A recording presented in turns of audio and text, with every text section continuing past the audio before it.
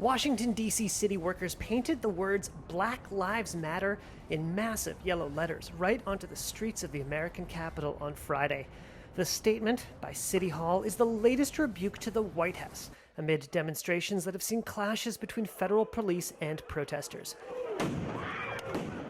Trump on Friday defended the crackdown on demonstrators. Have to dominate the streets. You can't let what's happening happen. A day earlier, D.C. Mayor Muriel Bowser said she wanted the federal government to withdraw outside forces brought in response to the protests. We want the military, we want troops from out of state out of Washington, D.C. This week saw the deployment of Washington, D.C. National Guard, along with several hundred active duty troops from the 82nd Airborne Division. Guardsmen were en route to Washington from 10 other states.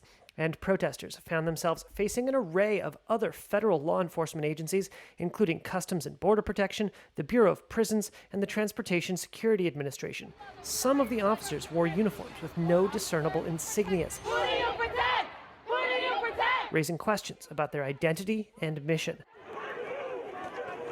Federal officers conducted the now notorious operation, cracking down on protesters earlier in the week, deploying smoke and pepper balls to clear part of a park near the White House so that President Donald Trump, Attorney General William Barr, and other officials could stage a photo op at a nearby church. The American Civil Liberties Union and other groups filed a lawsuit on Thursday on behalf of the protesters, seeking an order declaring that Trump, Barr, and other officials violated their constitutional rights. Barr on Thursday said that operation was necessary to create a buffer between demonstrators and the White House. My interest was to carry out the law enforcement functions of the federal government and to protect federal facilities and federal personnel, and also to address the rioting that was interfering with the government's function. The city of Washington, D.C. lacks much of the authority a state governor might have over the deployment of forces. The city's National Guard is under the president's authority, and many of the federal monuments and agencies dotting the city have their own armed agents.